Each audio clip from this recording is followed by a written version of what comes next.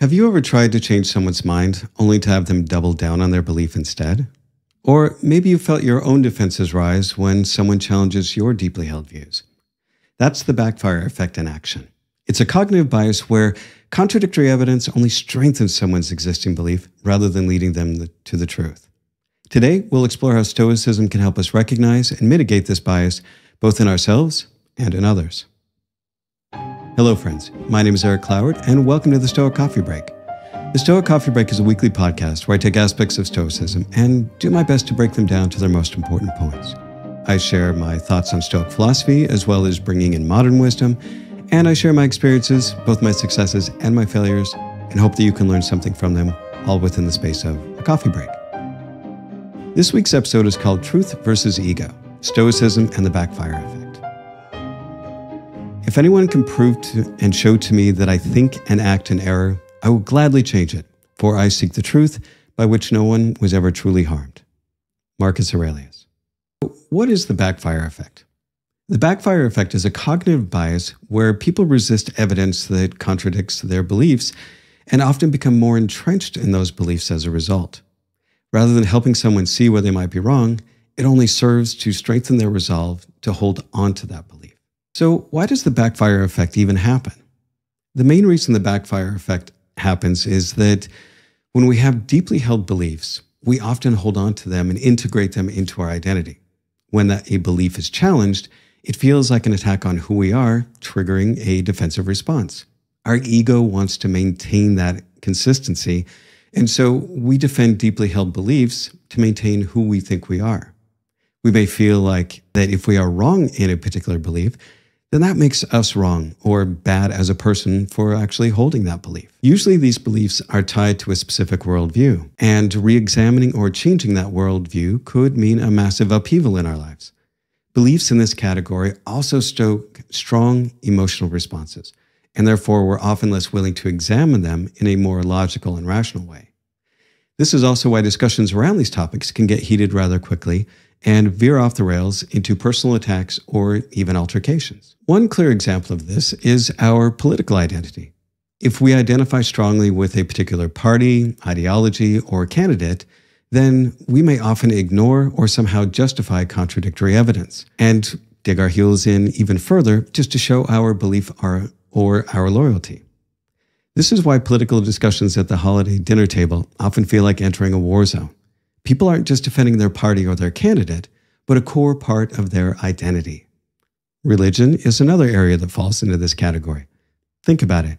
When someone talks about their religious faith, they often refer to themselves by the name of that faith or refer to themselves as a member of that religion, rather than simply talking about the things that they believe in.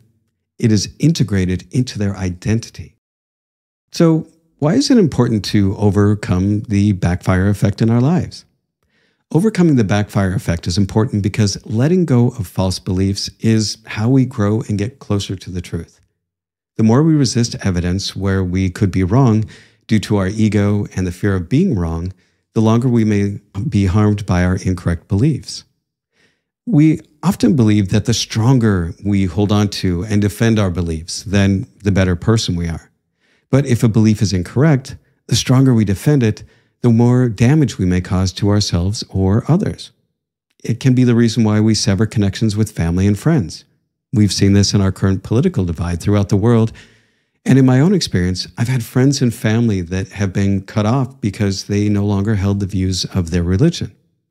And I find this such a sad thing, that people would actually cut off those that they love, even their children, for not thinking or believing in the same way that they do. Truth does not change according to our ability to stomach it. Flannery O'Connor. So, how do the Stoics view beliefs and biases? Well, Stoicism teaches us to approach beliefs with humility and openness, recognizing that we are fallible and prone to error. Stoicism's ultimate goal is arete, excellence of character, which requires intellectual humility. Embracing the truth, even when it's uncomfortable, leads to a life of greater purpose and clarity. So the Stoics teach us to detach our sense of self from external opinions and beliefs. Our worth is not diminished if we admit that we're wrong. It's enhanced by our willingness to grow. Marcus Aurelius in Meditations constantly reminded himself to question his assumptions and to seek the truth, even if it contradicted his initial opinions. As I mentioned at the beginning of the podcast, there's a great quote that he wrote where he reminds us of the importance of intellectual humility. If anyone can prove and show to me that I think and act in error, I will gladly change it, for I seek the truth by which no one was ever harmed. Think about that. The truth cannot harm us.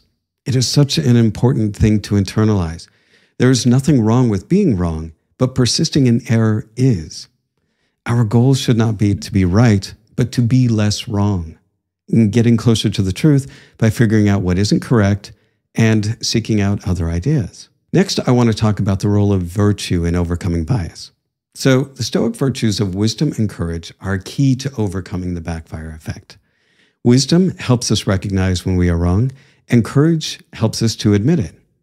Wisdom is not just knowledge, but the examination of knowledge and experiences. Someone who is wise doesn't know everything, but is constantly learning and adjusting their perspectives.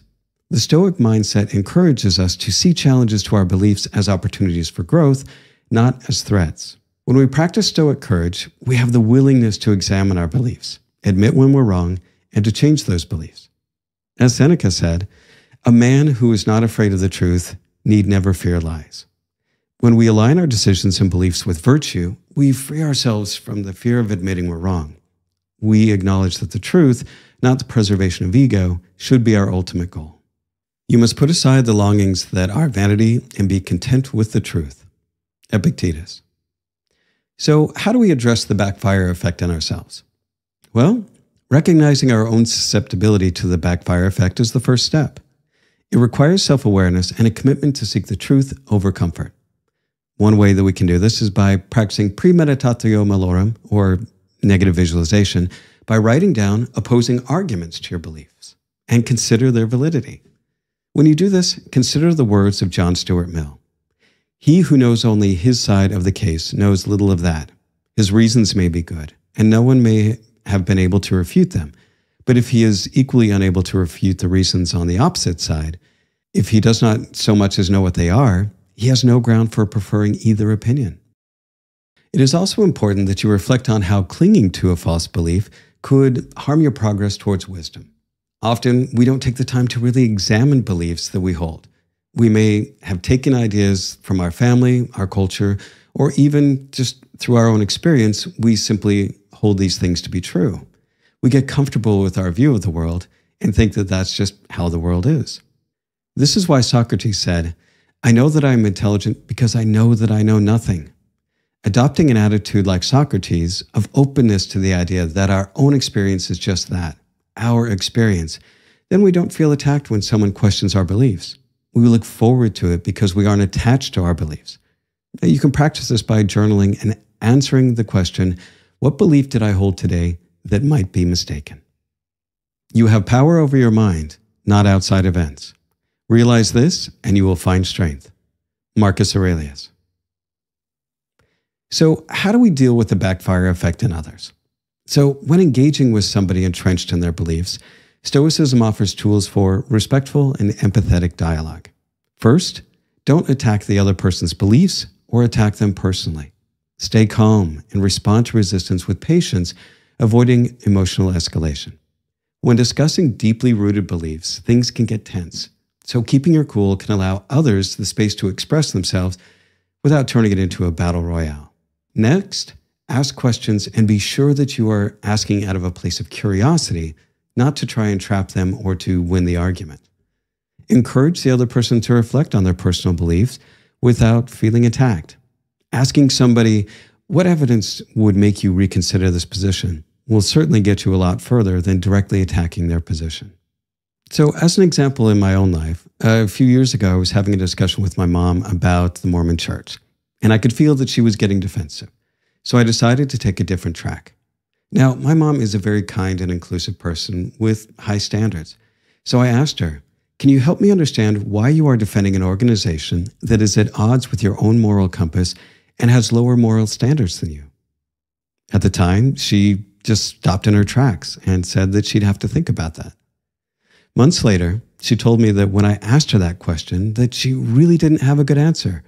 But after thinking about it for a while, she realized that I was right. She did treat people better than the church as a whole. After spending some time digging into the church's dirty laundry and checkered past, as well as their position on issues that were important to her, she decided that she could no longer support the church, and she left. Next, be sure to model openness by demonstrating your own willingness to revise and change your beliefs. This humility can encourage others to do the same. Sharing experiences how you changed your belief can model that changing beliefs when they are wrong or no longer suit you is actually a good thing and can have positive benefits in their lives. Lastly, share stories, not facts. People are more likely to connect with personal experiences than with abstract evidence. Humans are built for stories, not statistics. Over the millennia, we have convinced people to work together to build society, not through cold hard facts, but through stories. Religion itself is just a set of rules and ideas based around stories. This is why we change our opinions about a lot of things through books and movies and personal experiences rather than just attending a lecture.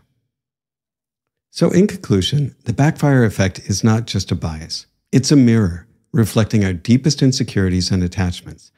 But with the Stoic principles of self-awareness, humility, and reason, we can face it head on. Let's strive to be people who value truth over ego, openness over stubbornness, and wisdom over certainty. And that's the end of this week's Stoic Coffee Break. As always, be kind to yourself, be kind to others, and thanks for listening.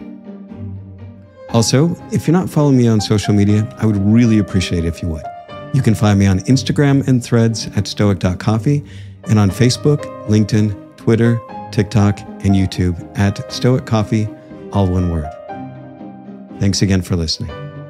If you're watching this on YouTube, thanks for watching, and make sure that you hit that subscribe button and put any comments or questions that you have down in the comments section below. I really appreciate the feedback that I get from you, and it helps me to make these episodes just a little bit better by answering questions that are important to you. Thanks again for watching.